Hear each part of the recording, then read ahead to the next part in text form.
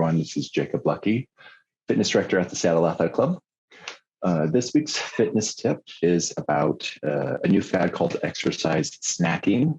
And it has come about because in the pandemic, we have seen a decrease of 50% in the steps that we normally take with the goal of 10,000 steps per day.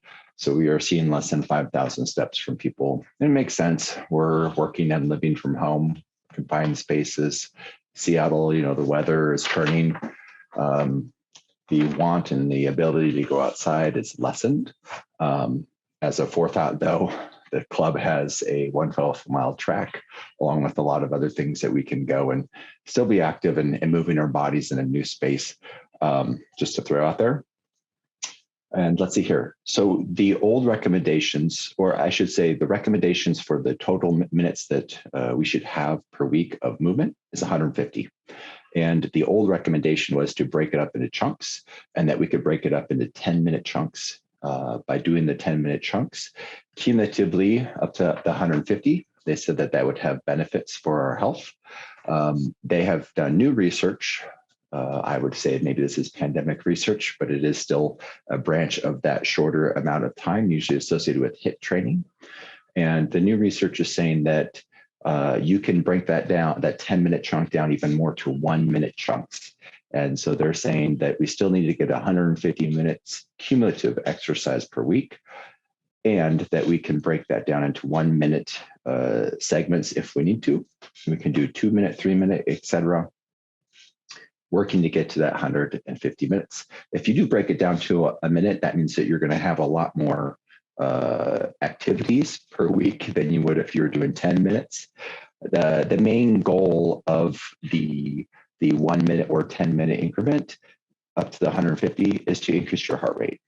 And that was the biggest factor. They said that you want to have some kind of exercise that increases your heart rate, elevates your heart rate. You do not have to sweat for this to have an impact.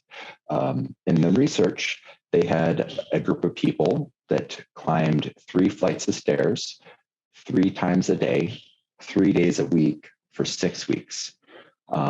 Which isn't all that much if you think about it.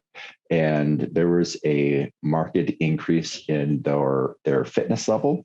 They had, and these were non-exercise or non-traditional exercise people. So these are people that hadn't really done anything or were coming back to it newly.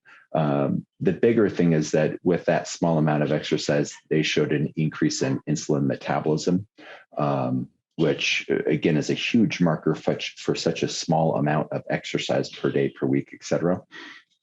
So in general, we can think of, we need 150 minutes a week of exercise. It can be as small as a minute and accumulate up to that 150. And whatever we do, whether it's a minute or 10 minutes or an hour, the goal would be to elevate our heart rate and then have it come back down. And again, the benefits of the small amount of time would be increased insulin metabolism and then increased overall health and wellness. So how that can translate at the club is, if you can't come into the club to work out and you're working at home or stuck at home with the kids, you can do those kind of snacking exercises. And because life does kind of come in the way, then you can come to the club and build up, 60 minutes or so and get the rest of that 150 minutes needed per week. In my mind, it kind of makes it easier because if you miss a workout or a couple workouts, you go, oh my gosh, I can't get in. Well, now you have a way to mix in real living and real exercise with what you're doing at the club. So if you can't make it into the club for workout, don't beat yourself up. You can do exercise snacking at least a minute a day, get that heart rate up and still see the benefits, and then work to get to your normal schedule. Thank you. Bye.